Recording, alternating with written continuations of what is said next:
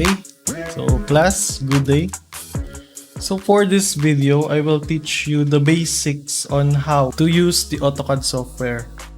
So AutoCAD is a drafting tool, a drafting application that is used by architects, engineers, draftsmen to draw plans and other detailed drawings.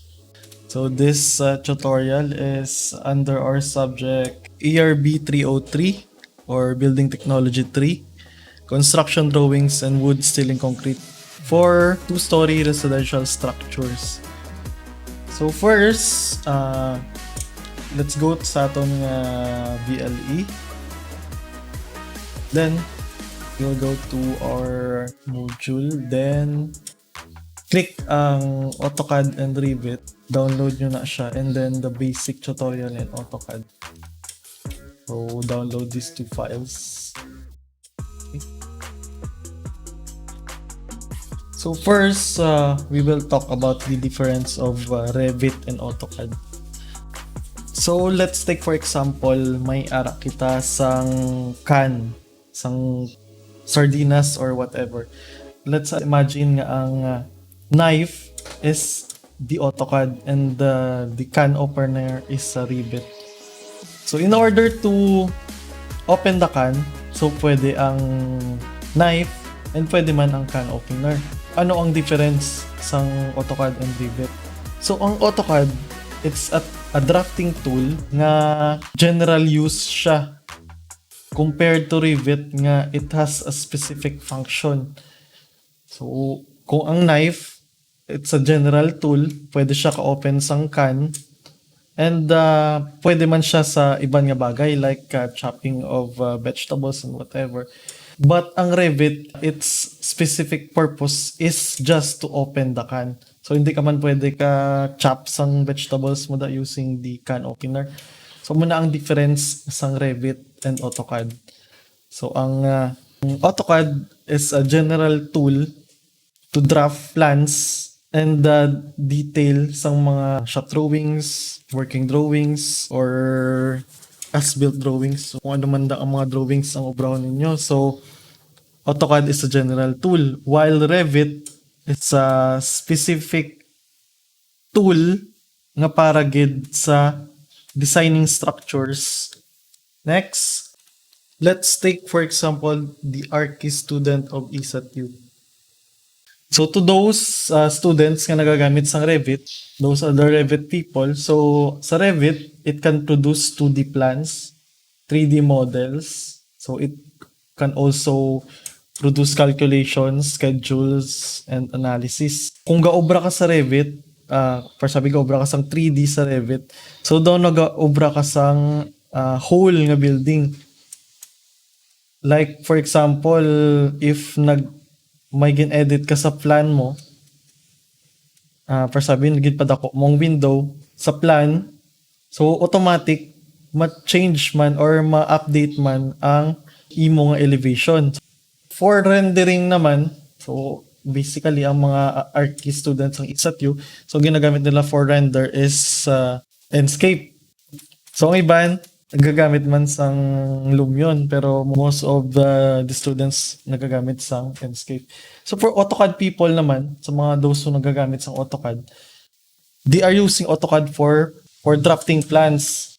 So pwede man siya 3D, pero wala siya gawagin introduce for 3D modeling.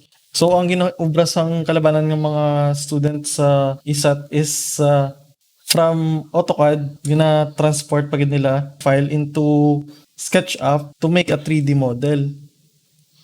So, vice versa. So, obra ko nilang plans sa AutoCAD, 2D plans, then i-export nila into AutoCAD file, then import nila sa SketchUp, and then dira nila obrahan sang 3D model. So, while making the 3D model, so dira na lang mismo nila gina-design ang aesthetics kag ang facade sang building. And then once nga okay nang design, so dira na lang dayon gina-produce ang elevation. Then the elevations are exported as CAD file naman and then gina-paste naman dito sa AutoCAD. So it's a long process gawa no. the way nga mag-obra ang mga AutoCAD people. So unlike siya sa Revit nga once ginobra mo na ang imong 3D model, automatic may floor plan ka na and may elevations. So for rendering naman niya, to those nga nagagamit sa AutoCAD, so kalabanan nagagamit sila sa V-Ray, gamit sa Lumion, Enscape. And for calculations naman niya, gagamit naman sila sa Microsoft Word, Microsoft Excel, Autodesk Robot, STAAD Pro. This software is used for calculations, schedules, and analysis and documentations. So, ang sa Revit naman niya, infuse na nito ng applications and then all-in-one ara na sa Revit. That's the advantage of Revit. Pero ang disadvantage naman niya is hindi kagawa kapag gusto sang imo design kay medyo complicated ang mga settings sa Revit. Kumbaga hindi ka freely design. Kay syempre budlay siya obrahon sa Revit. Pero it doesn't limit in that. So that's all for the introduction of Revit and AutoCAD. So pwede man magamit ang duwa ka software, no? Pwede nga ara ka sa tunga between the Revit people and the AutoCAD people. So pwede nga obrahon mo ang imong nga plans and 3D models sa Revit and then convert mo siya to AutoCAD. Then export mo naman siya to AutoCAD para i-plaster ang imong plans dira. Okay, so let's proceed. So ang next na download is the basic tutorial in AutoCAD. Ang meaning sang CAD is computer aided design. So first for mouse control. So the computer mouse has an important role in AutoCAD. So there are 3 essential parts of the mouse. Namely, the left button, right button, and scroll wheel. So importante gid nga nagagana ang inyong scroll wheel. So nga pwede mo pindot ang scroll wheel mo. So the image of the mouse displaying its 3 basic parts is shown in the given image. So ang imong left button is used for drawing specification and object selection. So that is used para mag-click sa mga i-select mo objects. And then ang scroll wheel naman is used for pan and zoom. So ang pan is kung i-click mo ang imong scroll wheel, so pwede mo siya i-pan. And then ang zoom is when you scroll it up and down. So ang right button naman niya is for customization to improve the drawing productivity. So once nga right click mo na siya, magwa ng option sa imong drawing. For example, nagubra ko isang lines. Drawing specification, specify mo ang drawing by clicking your left button or i-select mo object. So ang pag-select ng object, may duwa man na types. For example, gusto mo i-select ang tanan nga objects nga nadi. So ang obrahon mo is from the lower right corner sang screen, sang gusto mo sang area, sang gusto mo i-select. So dira ka start, click mo ang left button and then click liwat. So ma-select na tanan nga sa sulod sang box nga ginobra mo.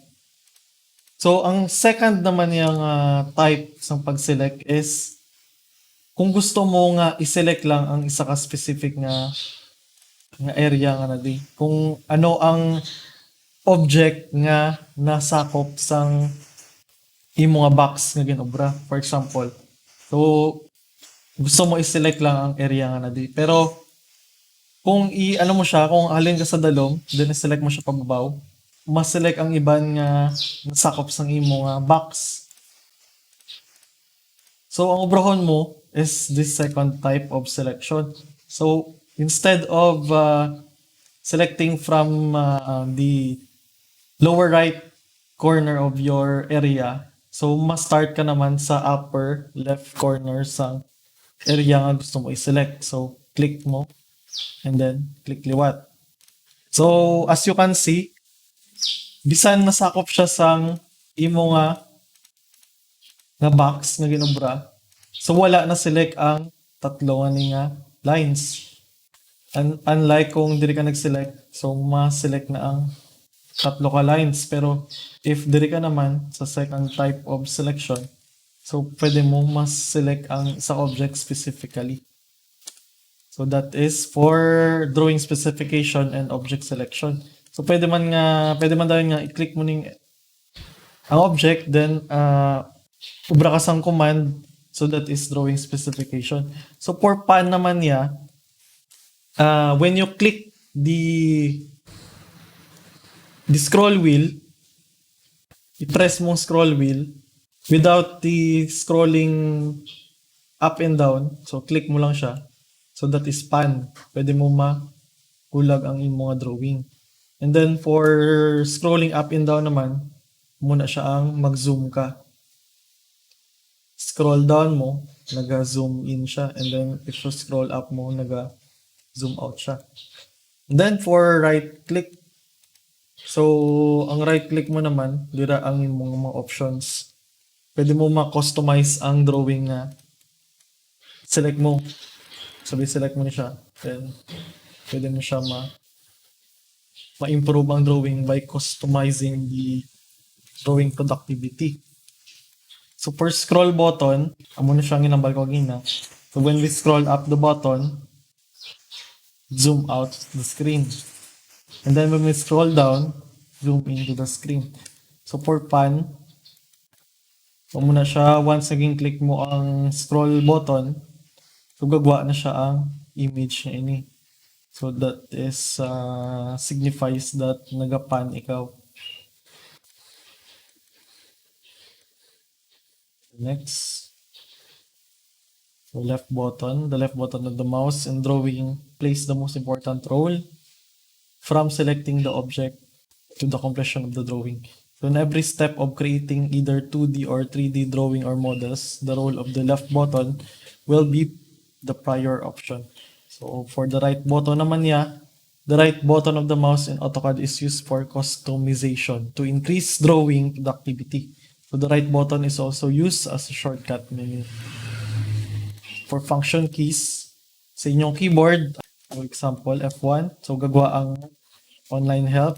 Then for F2, naga-switches between the graphics screen and the text screen. Then for F3, go-auto snap siya. Tari, amo na siyang snap button. So meaning sang snap is once nga nag-ubra ka sang drawing, and then from this point gusto mo siya i-connect diri sa end sang drawing ani. So ang ga-green nga ina, it's the snap. So meaning amo na siya ang end sang sa line. And then for the center naman, nag-snap naman siya. Midpoint, but this midpoint, triangle is symbol for midpoint. Then box is the symbol for endpoint. So diri na din makita sa snap. So endpoint, midpoint, center, geometric center. So pwede mo na siya i-on and off tanan na snaps. Pero if you activate or unactivate, so the shortcut for that is F3. Kung naka-on siya, ga-snap siya. Pero kung i-press mo F3, so Y na siya ga-snap. Okay. Gets? Then for F4, so turn on tablet. So for F5, cycles to top and right left of isoplanes. And then for F6, turns coordinates on and off. And then for F7, grids. Ang grids nga na, kung gusto mo na siya dulaon, so press mo lang ang F7. So for F8, amo na siyang ortho. Amo na siyang ortho button dire makita. So ang shortcut niya sa keyboard is F8. So ang ganalain sang ortho on and ortho off, ang line mo is naga-automatic siya align sa X and Y axis. So first sabi mo, obra ka sang square, so ga-align siya.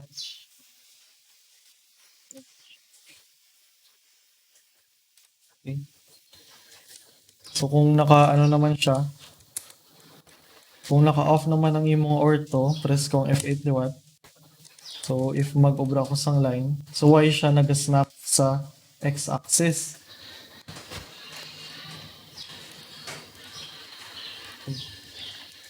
That is ortho on and off, F8. So F9 naman niya, snap mode, on and off man siya. Amo na siyang shortcut button. And then F11 is for object tracking on and off.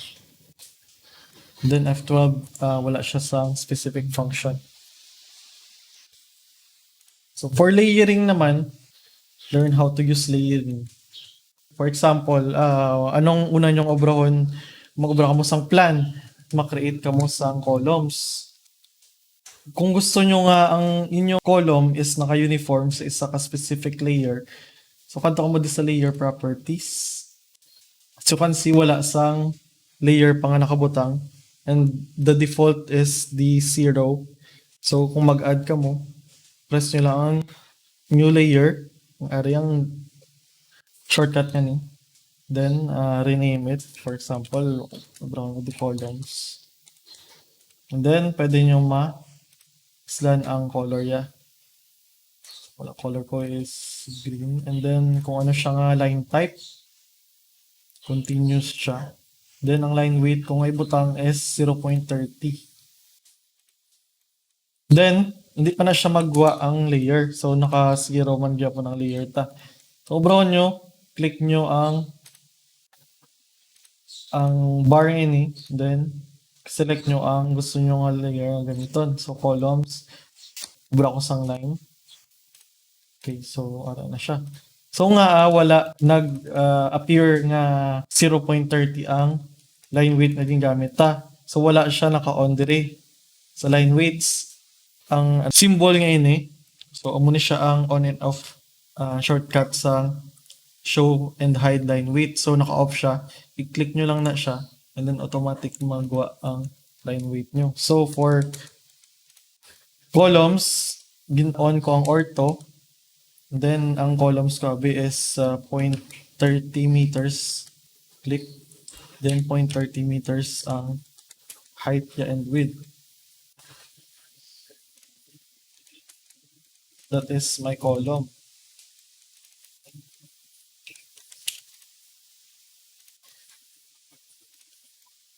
So, for example, copy ko na siya. Ang shortcut for copy is CO. And the shortcut for line is L. Tapos, ibutang nyo lang ang inyong measurement. So, for example, 0.30 meters. Click nyo. And then, 0.30 man ang inyong width. Then, close na siya. So, ano na siya? Ang lines lang na siya. Pero, if gusto nyo nga ang lines, pag-click nyo sa isa ka specific line, connected na siya nga dayon. Like, for example, ang array. So, the shortcut for that is PL or Polyline. So, liwat, Polyline aton gamiton. So, PL, then enter. Then, type nyo ang iyang measurement. Hindi nyo siya pagbuyan, hindi nyo siya pag-click liwat. Diretso nyo lang. So, maano lang na siya. Ma-direct lang na siya like a continuous line. So, that is PL. Then, this is line. L lang, then PL or Polyline. So, Polyline aton gamiton. So, for example, ang gap sang duwa nyo ka column is 3 meters. So, 3 meters. Copy nyo ang column nga ini. Copy, and the shortcut for copy is CO. CO, then enter. Then, type nyo ang distance between the two columns. So, 3 meters ibutang ko. So, type ko 3, then enter. So, 3 meters na siya. 3 meters siya. So, what if ang gamiton nyo naman is mm? So, pwede man mm ang gamiton nyo. So, instead of 0.3, ang ibutang nyo is for 0.3, 300. Ibutang nyo 300 millimeter. So, dako-dako na siya. That is 300. So, So, wala man kaso, no? Pwede man nga meters, pwede nga So, ang difference lang is nagadako ang drawing nyo once nga ang inyong gamiton. So, it's a free space man. It's a vast space ang AutoCAD. So, you can freely do what you want. So, ano na siya. So, for example, nakobra na kita sa columns. 3x3 siya, and every corner has a column. So, 3 meters na day. Then, 3 meters man na day. Sumobra ako sa wall. Sa akong wall. So, ang obrahan ko naman is add another layer. Kung gusto kong uniform naman ang walls ko. So, for example, ang gusto kong color for walls ko is sky blue. So, close ko lang na. Then, select ko naman di ang line for walls. Edit ko ulit dyan ang line weight. So, for walls, sabi gusto ko, ang wall ko is 0.30 line weight.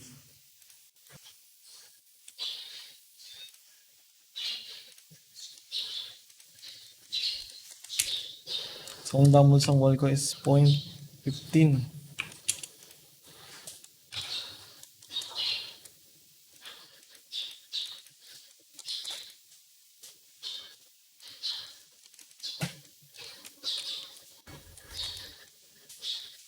So, pwede, there are many ways kung paano mag-drawing no, sa walls mo. Pwede nga, mubra ka sa another rectangle. So, ang yung mga damol is 0.15. And then, select mo lang na by clicking the left button and then, kuhaan mo ang midpoint ya. Move mo siya. The shortcut for move is letter M. Then, click mo dito sa center.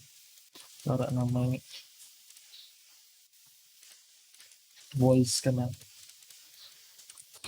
Pwede nga kopyahan mo na lang na siya.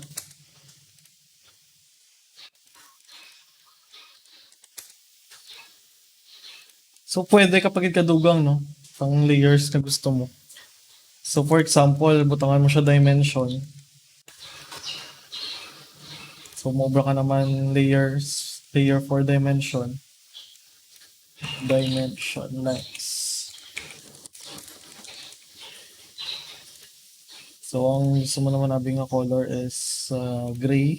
And then, ang gusto mo nga line weight is, ang pinakanipis, 0.05. Click mo lang OK. And then, select mo naman dire.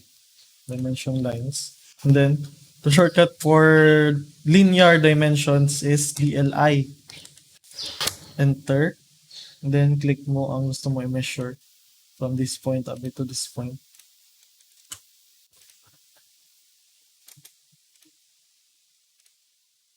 So, you have now a drawing. So, that is for layering. So, next naman is the OP and the MO or the properties.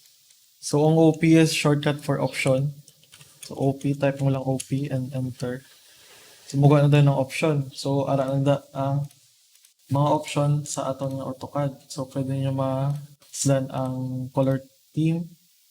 So, it's either light or dark. Light. So, light mo na yun ang theme niya. So, pwede man nga dark. Hindi na siya ginagamit ko ang dark theme. Then, options for open and save. So, pwede mo ma-set ang automatic kung mag-save ang imong file is kung anong version siya ma-save. Then, plot and publish. System, use preferences, drafting. Pwede mo ma-set ang mga snap marker size ya, aperture, pwede mo man ma-set. For 3D modeling, ang crosshairs ya, selection, ang yung pick box and grip size. Ito siyang yun ang mga grip size, ang mga grips ya, kari grips ni. Ang color blue ni. So pwede mo na siya ma-set kung ano siya kadako gusto mo. So that is the OP or the options. And then the properties naman niya or the shortcut for properties is MO, enter. So magwa na ang properties nga dialog box. So once nga gin-click mo ang sa ka-drawing, for example, ating column ta. So magwa na dayon ang iyang properties. So ang color ya, ano nga layer siya? Column, ara siya sa column nga layer, ano nga line type, lines type scale, line weight ya, geometry, etc. etc. Kung ano siya nga line, is polyline. So nga i-click mo ni. So magwa siya nga line siya. Then kung ano siya nga layer.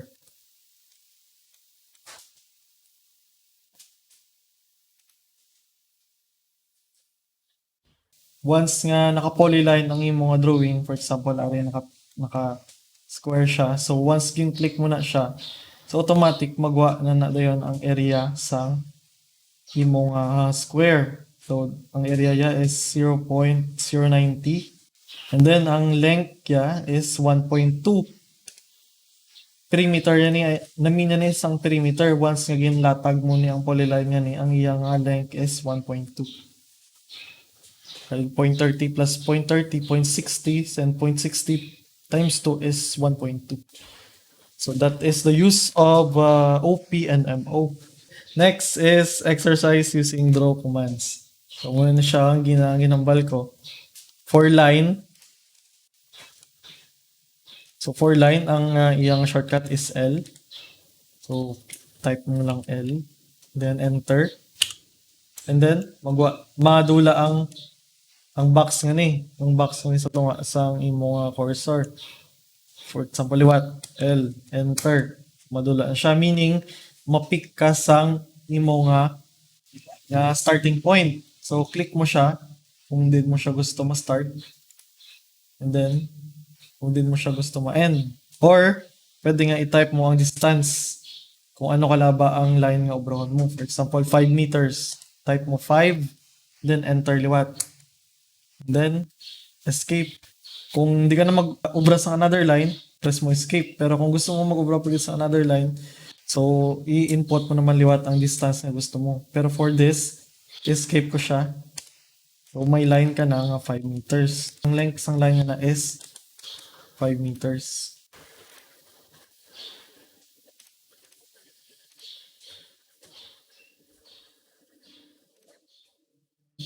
So, island to siya. Columns. Okay, so that is for line. So, pwede man nga nga line, then i-off mo ang ortho. So, kapag gusto ka man if nag-slant ang mga lines. Once nga nag-off ang imong ortho. Then, if i-on mo naman ang ortho mo, so, line. So, naga-snap na siya sa X and Y axis. That is lines. So next is PL. So mo to ang bagong gina. If nag-ubra ka sa box yung made of lines, sample 1 meter by 1 meter na square. So once naging click mo na siya, hindi siya isa lang ka-drawing. So damo-damo siya nga lines nga align together lang. So, if gusto mo nga pag-click mo, isa na siya dayon ka object, magamit ka sa Polyline. So, the shortcut for Polyline is PL. So, type mo lang PL, enter, and then distance. Starting point danay. Click mo starting point, then distance ya. 1 meter, then 1 meter, another 1 meter.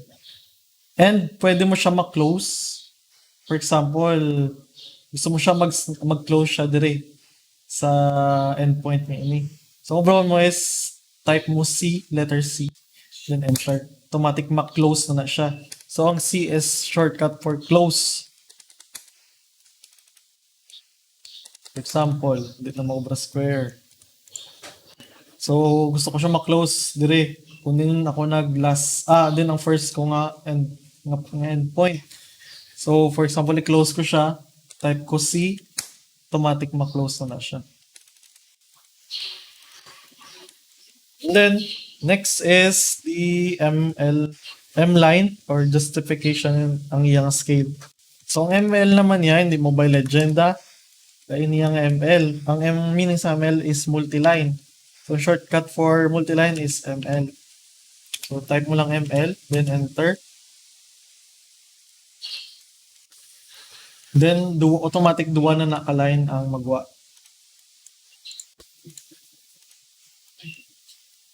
So paano mo siya ma-set? Paano mo siya customize ang mga ML? So type mo ML and then may magwa na din sa dalom. Justification, scale, and style. So if i-set mo ang iyang justification, click mo lang, type mo lang ang J. Kaya kung anong naka-line na color, naka-blue color sa word ngayon amo na ang imong shortcut. So type mo J, then enter. So automatic magwa na di ang justification type. Kung justification mo i-set mo sa top, mo siya yung starting point. So sa top sang line mo gin-select dira madlagan ang imong multiline. Ang another line niya dira madlagan sa top sang imong selection. And then if i-select mo naman siyang justification, select mo into 0 or Z. So once nga nag-obra ka sang multiline, so sa center naman sang imong selection, madlagan ang imong multiline. So for multiline naman nga, ang justification is naka-bottom or letter B. So if nag-select ka dire, so madlagan naman ang imong line sa dalom sang imong selection. Okay, gets? Kung may pamangkot ka mo, just PM sa GC. So next is ML. Then if iset ang iyang scale, kung ano kadako ang distance between your first line and your second line. So type na lang ML, then scale or letter S, then enter. So ara magwa na if ila ang distance between the two lines. So gamiton ko abi multiline for akon nga walls.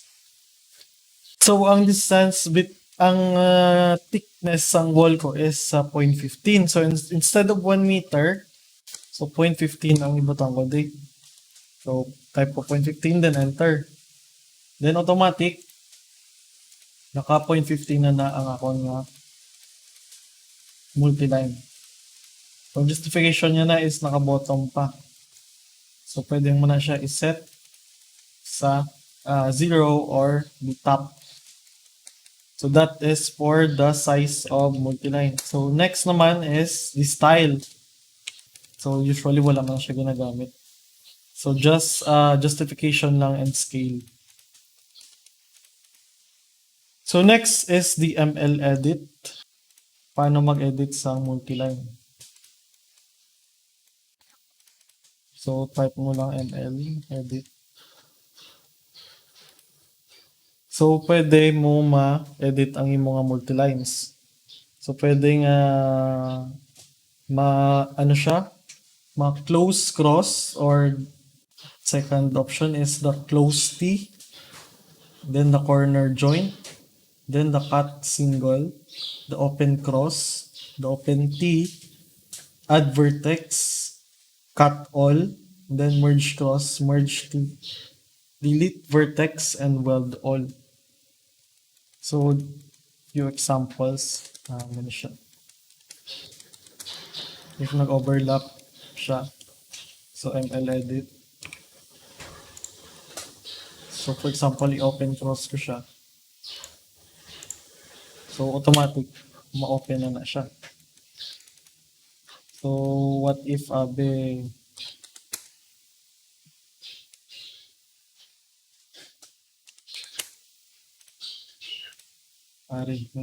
duwa ka multiline yun. So MlEdit, i-merge ko sila nga mag corner wall sila. So MlEdit liwat, and then corner joint, select mo ang duwa, then automatic ma-joint na ang duha ka multiline. Doon daw pa rin di option, no? So, may ara man close P.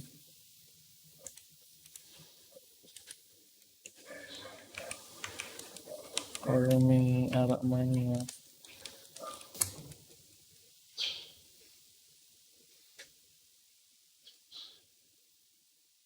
add vertex.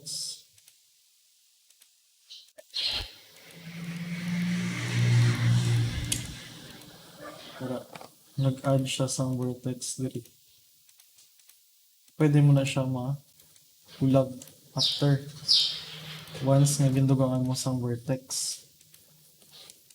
Okay, so that's all for multiline. So if may pamangkot pa ka mo, just send a message sa Jigsita. So for Xline naman niya or XL. So mostly ang XL or extension line, ginagamit na siya for referencing. For example, kung di mag-drawing ka mo, dapat may grid lines danay. So sa AutoCAD naman niya, may ara kita nga XL for reference line. So for example, ang array ng floor plan, ubrahan nito sang elevation. Para hindi ka mabudlayan, ubra ka sang extension line for reference. So tanan nga points diri, may ubrahan ko sang extension line. Then maubra ko sa elevation.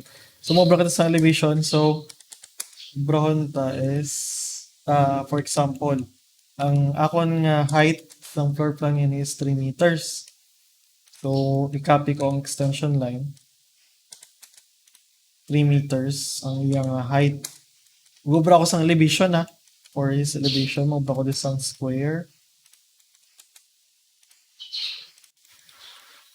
And then, ibang ko siya sang atop.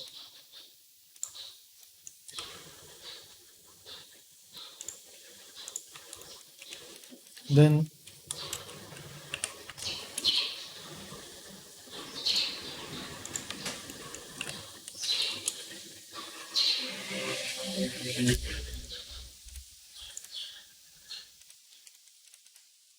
so, i-delete ko lang after ang akong XL. So, ara na may elevation ako by projecting and using the extension lines.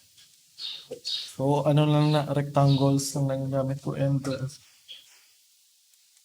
PL or polylines. So, for circle naman niya, the shortcut for circle is C. So, just type C, then enter. Automatic magawa na ang circle nyo.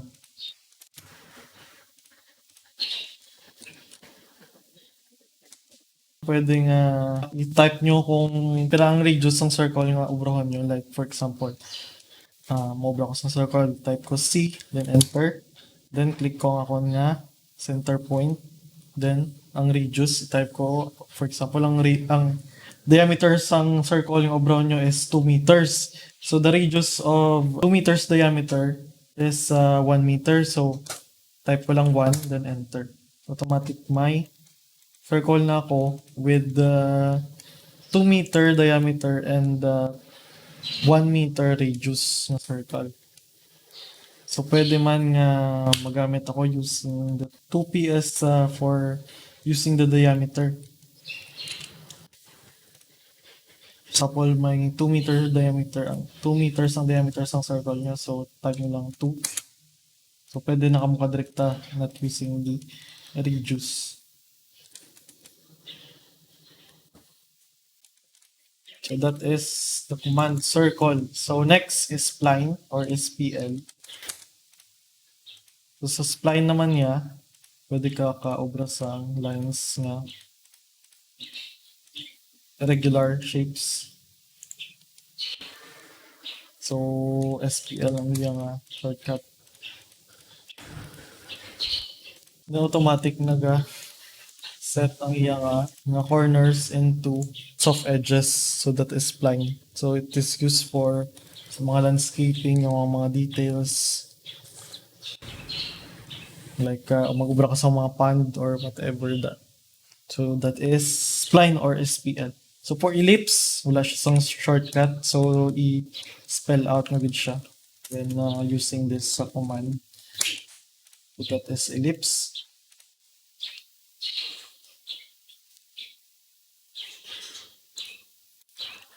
So duwa ang diameter ng ellipse ba? So duwa man dapat ang i-type nyo when using the ellipse nga command. So first, ang isa mo ka diameter. So for example, ang isa mo ka diameter is 1 meter. Then ang next mo ka diameter is 2 meters. That is ellipse. Then for next command is arc. So mobra ka bisang arc diri. So type A lang. Then select nyo ang 2 points nga obra nyo sa arc ninyo. Arc, then click.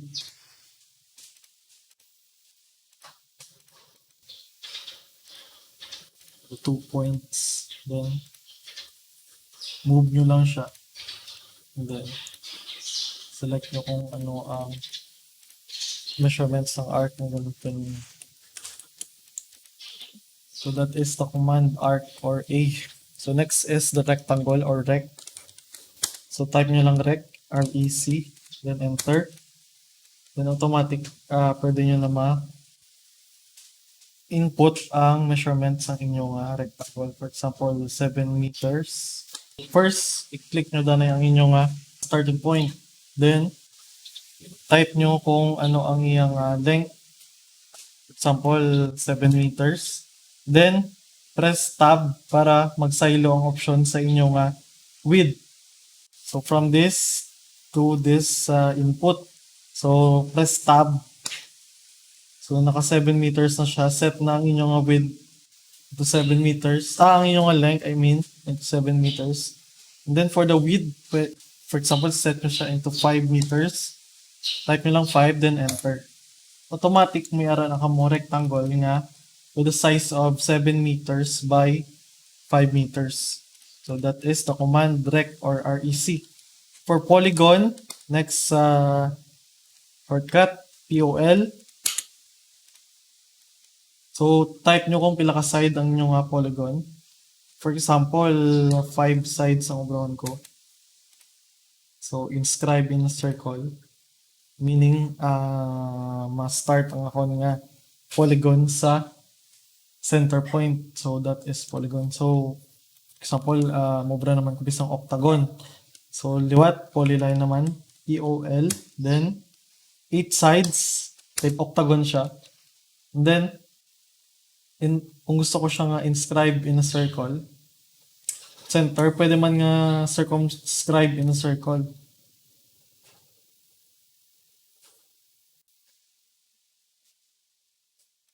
So ano ang kinalain sa circumscribe kag inscribe? So for example, mobra ko disang pentagon. POL. Kukuhaan ko ang sa sides siya, which is 5 pentagon ang obran ko. Then, ang option ko di is inscribe in a circle.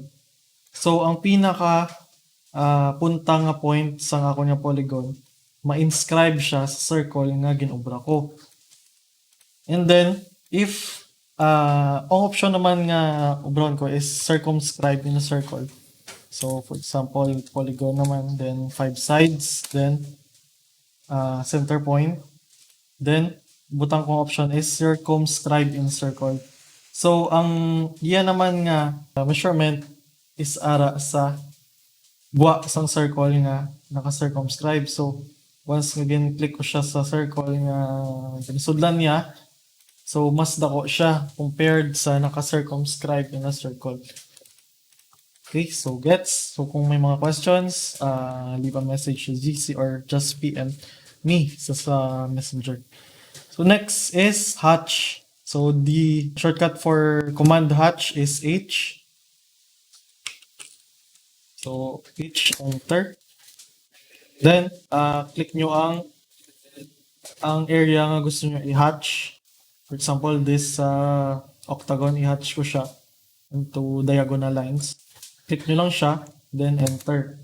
So what if hindi ko siya gusto nga diagonal lines? So may option na siya. Click nyo lang ang hatch, then right click, then click hatch edit.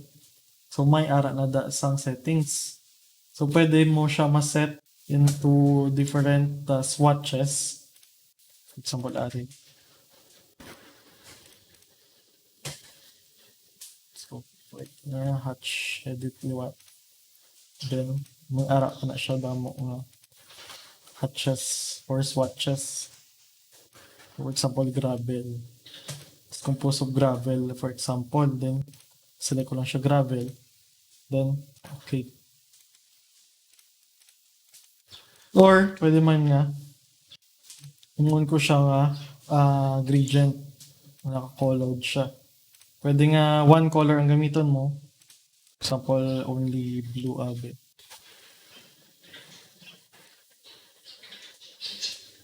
So if gusto ko nga one color lang gid siya, set ko siya diri sa tunga, then click OK. So naka-colored na siya.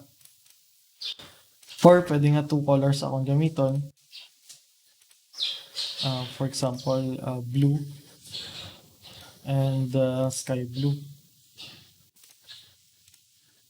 So pwede man damo man siya options. So click OK. So automatic naka gradient na ang inyong hatch. So pwede siya applicable na siya mag-color kamo sa inyong drawings.